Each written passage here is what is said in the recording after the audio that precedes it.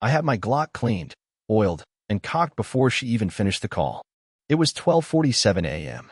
I was already awake, sitting in the shadows of our walk-in closet, one hand on my old combat knife, the other gripping the cold leather handle of my Glock 19. I wasn't planning on using it. Not yet. I just needed to hear it from her lips. Confirm what my gut had been screaming for weeks. She walked into our bedroom like nothing was wrong. Makeup still on. Hair tousled in that way she thinks screams sexy. She dropped her purse, kicked off her heels, and plopped on the bed, giggling softly. Not for me. For him. Then came the call. I heard her voice, syrupy sweet, fake as hell. "Hey baby," she purred, low and slow. "He's asleep. This idiot doesn't suspect a thing." My eyes narrowed. My breathing stopped. She giggled again. "Send your Hitmen tomorrow. Make it look like a robbery gone wrong. I'm sick of playing house with this loser." She paused. Laughed. "No, he's still got no clue I'm not just fing you. I'm fing him over. His money, the house, the business. All mine once he's gone." That was it. That was the moment I realized I wasn't just dealing with a cheating wife. I was sleeping next to a snake. A snake with blood on her hands. But what Madison didn't know, what her boy toy didn't realize, was who the hell I really was. I'm Nathan Walker, former Marine sniper, current off-book CIA operative. My entire existence has revolved around uncovering lies, executing missions with precision, and disappearing without a trace. And she thought I didn't suspect a thing? Here's the truth. She played the perfect wife until she didn't have to anymore. Sweet smiles, fake moans, and the occasional "I love you" whispered between Netflix episodes and late-night tacos. I knew something shifted about 6 months ago. She started hiding her phone. Started working late at a job that doesn't have an office. Started coming home smelling like cologne I don't wear. She called me boring. Started comparing me to her friends' exciting husbands. Told me I needed to live a little. All the while, she was living in every way behind my back. But I didn't confront her. Not then. I did what I was trained to do. I watched. I listened. I collected intel. Bugged her car. Tracked her phone. Monitored her late-night rendezvous. It was some punk named Travis. 35, personal trainer, drives a rented Corvette, and thinks protein shakes are a personality trait. He'd been sleeping in my bed, drinking my whiskey, whispering trash into my wife's ears. And now? Now he was sending killers after me. I moved silently from the closet as she snored into her silk pillowcase, oblivious. I stood there for a minute, watching her breathe, her lips still wet from another man's kiss. There was a moment, a brief, dark moment, when I thought about ending it right then. But no, that would be too kind. She wanted a show? She was going to get a damn war. I slipped out of the room and down to the basement, unlocked the wall panel behind the furnace. Inside was a safe containing everything she never knew about me. Burner phones, encrypted drives, blueprints of our home, and dossiers on every person I've ever considered a threat. I opened the laptop and activated Protocol Helix. Cameras, motion sensors, alerts wired to my private server. The entire house lit up in digital defense mode.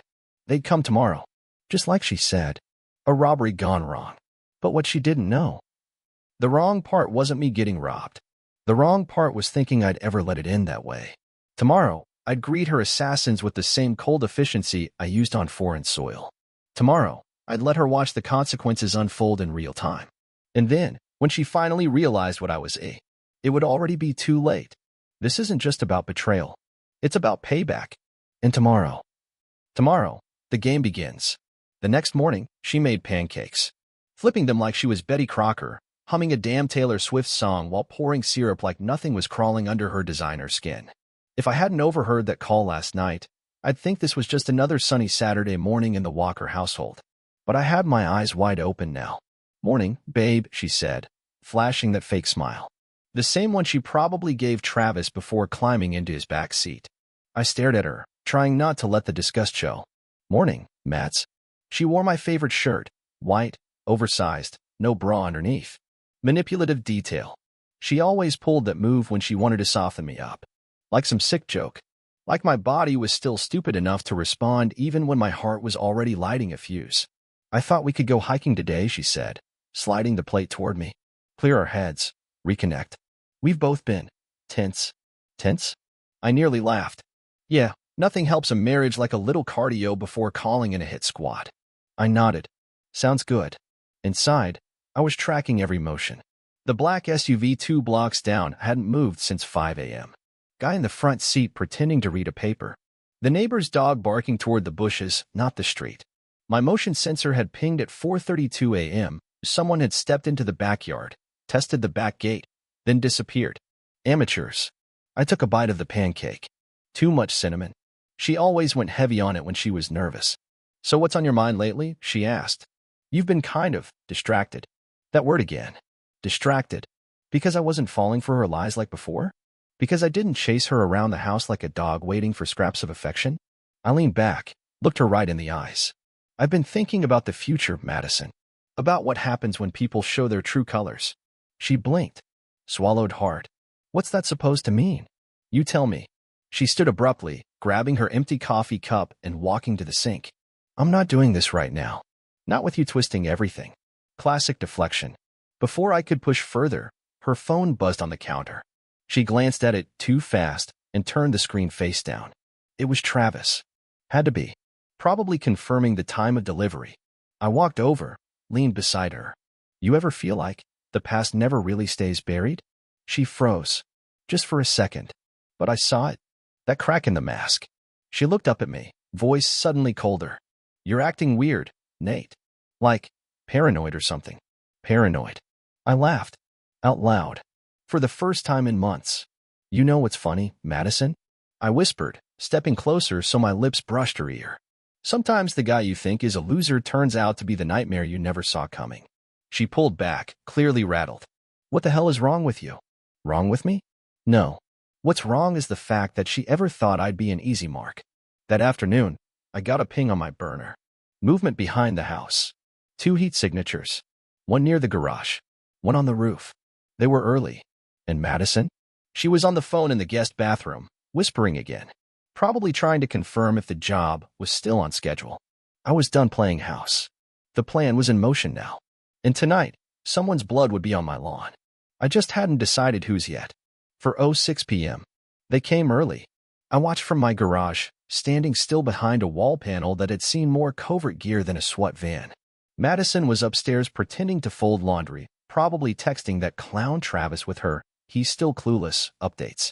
But she had no idea I was already 10 steps ahead. The first guy rounded the side of the house. Gray hoodie. Too bulky for April, he was hiding something under it. He paused by the trash bins, then ducked behind the AC unit. His boots were too clean. Movements too stiff. Not a street thug. Not a crackhead. A pro. Or at least someone trained to look like one. The second one was slower. Bigger. Bald. Beard. Tactical gloves. He took the back route through the neighbor's yard, slipping through the fence I'd left partially open on purpose. Amateurs. Both of them. I dealt with warlords who moved quieter. I waited until they were both inside the perimeter. No masks. They were planning to make it quick. In and out. A robbery gone wrong like Madison had requested. But the moment I heard the one behind the AC unit cock his weapon, I knew this was no scare tactic. This was execution. I moved quickly, silently. Years of ghost operations had taught me how to blend into shadows. I had 2 options, kill or expose. Killing would have been easier, cleaner. But this wasn't just about survival anymore. This was about truth. About pulling the curtain back so the whole stage could burn. I reached the breaker box, disabled the cameras I didn't control, and left only mine running. My hidden lenses were now capturing everything. Their weapons, their approach, their coordination. Everything I needed. Then I walked through the side entrance and slammed the door behind me, just loud enough for Madison to hear. She called out from upstairs. Babe? You back already? I didn't answer. I went to the kitchen and opened the silverware drawer, then flipped the false bottom and pulled out my second Glock. Loaded. Silenced. They entered 30 seconds later. Quiet as they could manage, but not quiet enough. The one in the hoodie stepped into the hallway, weapon drawn. I raised mine from behind the fridge. Drop it, I said, calm as a surgeon. He froze. Didn't expect me there. Didn't expect me armed. Do it, I repeated, voice cold. Or your buddy picks your brain matter out of the tiles. He dropped it. Baldy came in hot behind him, saw the gun, hesitated, just long enough for me to fire a single round into the floorboards at his feet. Panic. Both hands went up. Yo, we don't want trouble. Too late for that, I snapped. Drop your comms, weapons, Everything. Now. They obeyed. I kicked their gear away. My hand didn't shake once. Who sent you?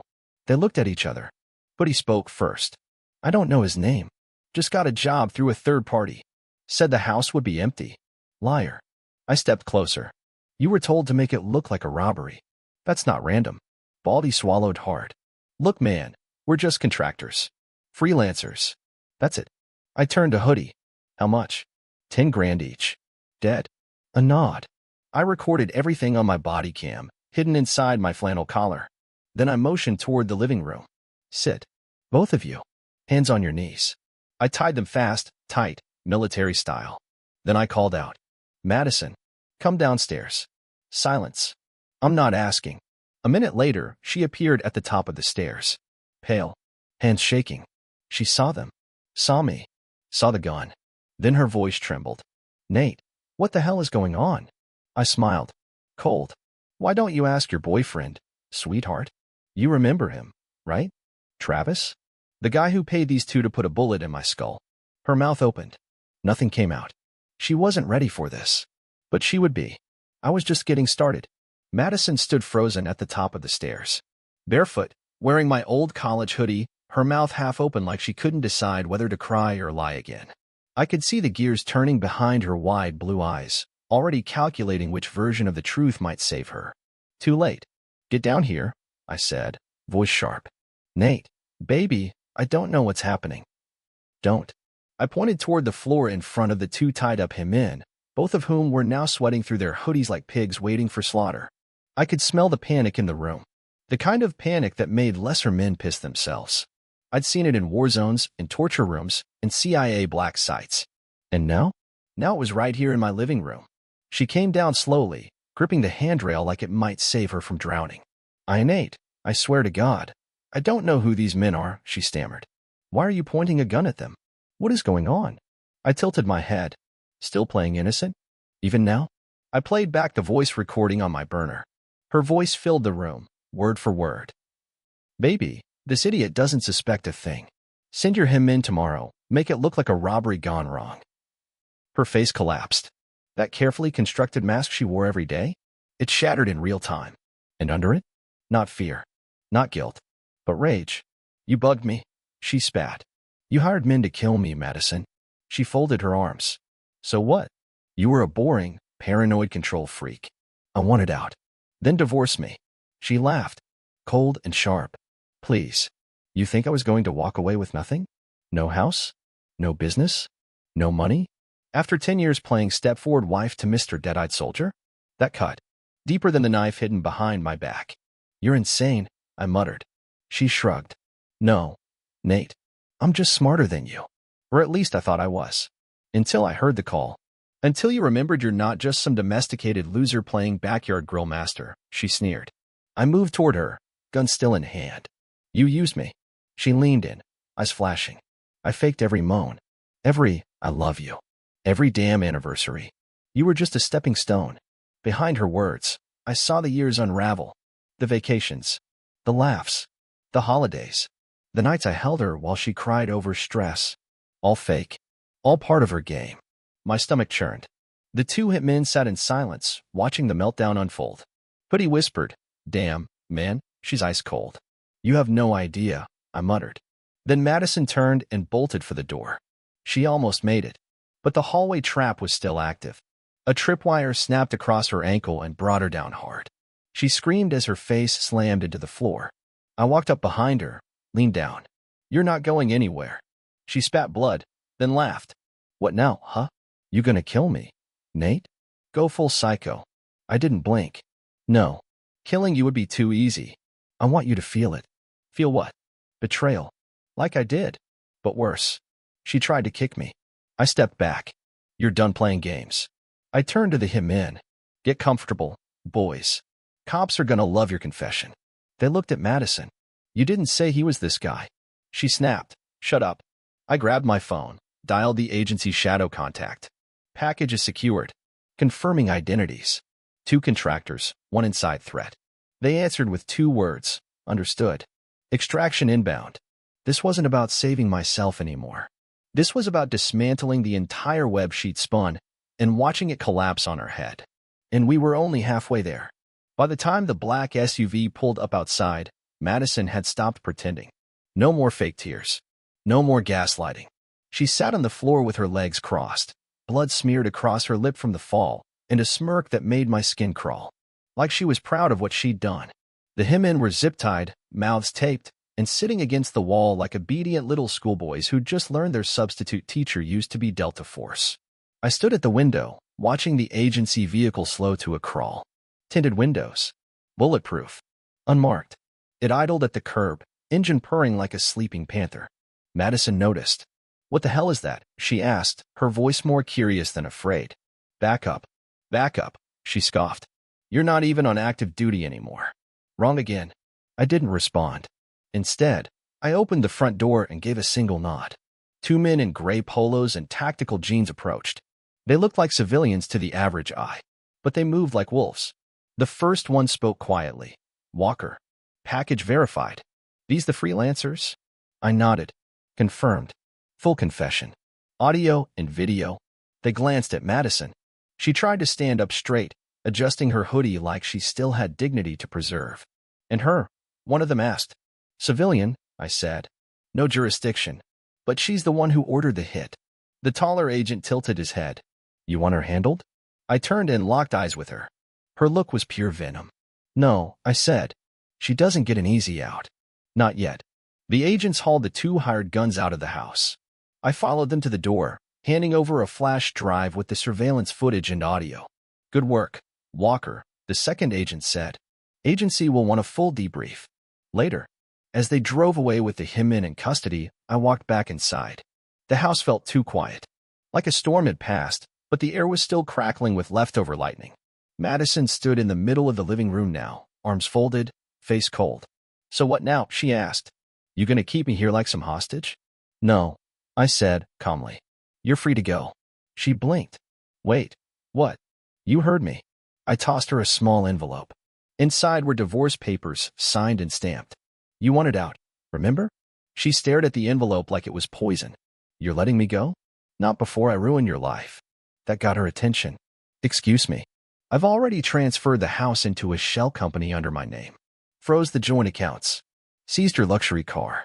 Oh, and by Monday, your little boyfriend's gym will be shut down for tax fraud. I pulled every financial record. You're both toast." She was shaking now.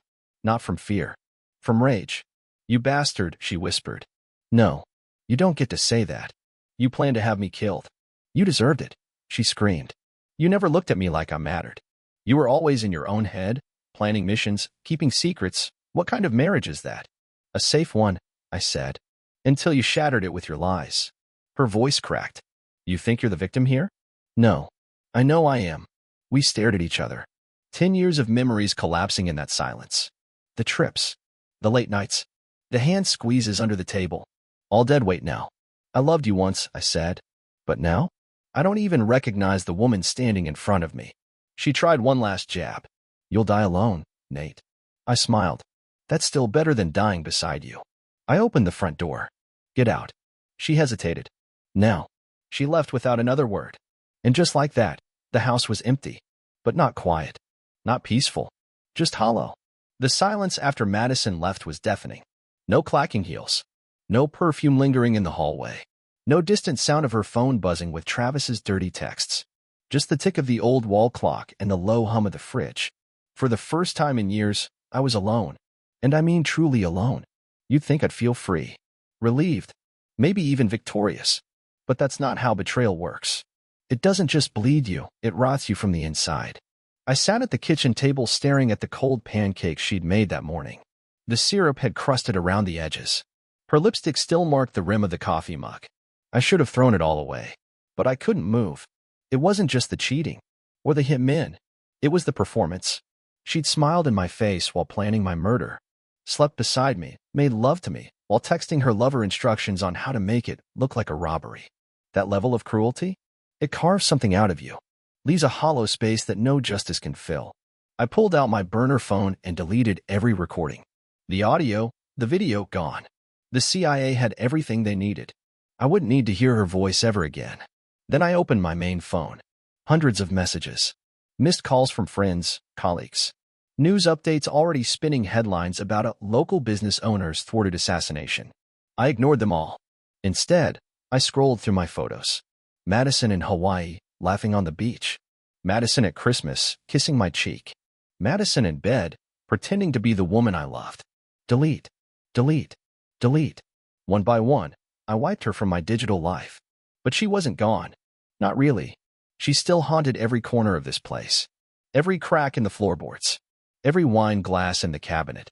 Even the smell of her coconut shampoo lingered in the damn shower. I needed to burn it all down. Instead, I poured myself a drink. Bourbon. The expensive kind I kept for retirement parties and funerals. I figured this counted as both.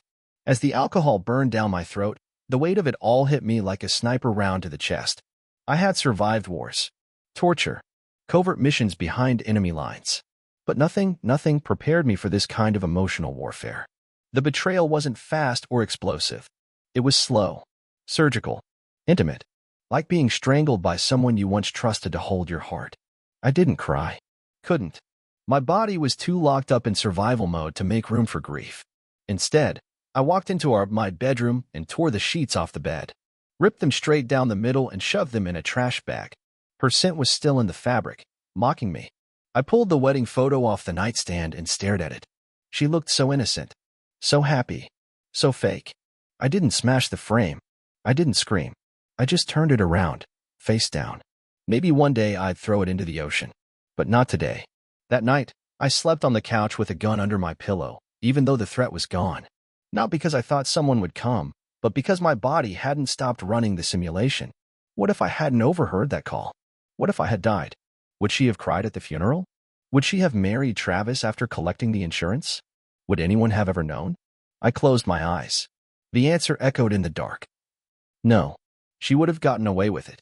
And that truth? It cut deeper than any bullet ever could. A week passed. One long, drawn-out, empty week. The agency sent a cleanup team 2 days after the incident. Not to mop up blood. No one had been shot, after all, but to erase the digital traces. Wipe my house from surveillance grids, clear my name from news circulation, reseal the secrets. As always, they left no footprints. Just silence. I kept waiting for Madison to do something. Call. Text. Apologize. Scream. Sue. But she disappeared like smoke. I knew she hadn't gone far, she was too arrogant for exile, but she had enough sense to know not to poke the hornet's nest again. But her presence still lingered. The neighbors avoided me now. The lady across the street stopped waving. Even the mailman hesitated when dropping off my letters, probably wondering if I was the guy who caught Hitmen in his backyard. They didn't know the full story. They never would. One night, I got a text from an unknown number. No words. Just a photo. Madison, sitting in a bar beside Travis. She was laughing. He had his hand on her thigh. Same smirk. Same empty eyes. Like nothing had happened. Like they hadn't tried to erase me from the planet. I stared at the image for a while. Not angry. Not shocked. Just numb. I deleted the text without replying. The next morning, I went to the range. The smell of gunpowder and metal was oddly comforting, like coming home after a decade-long storm. Every pull of the trigger was like therapy. Pop. Madison lying to my face. Pop. Travis touching what was mine. Pop. The call. The voice. Pop. Make it look like a robbery. I emptied 2 full mags. Didn't miss once. On my way back, I drove past her new condo. Not on purpose. I just memorized the address from her last lease renewal. A habit. A leftover reflex from years of recon. I saw her car. Her vanity plate still the same. Drama. How fitting. I didn't stop. I didn't need to. She'd already lost. Not in the way she'd understand. See, she thought love was a weapon,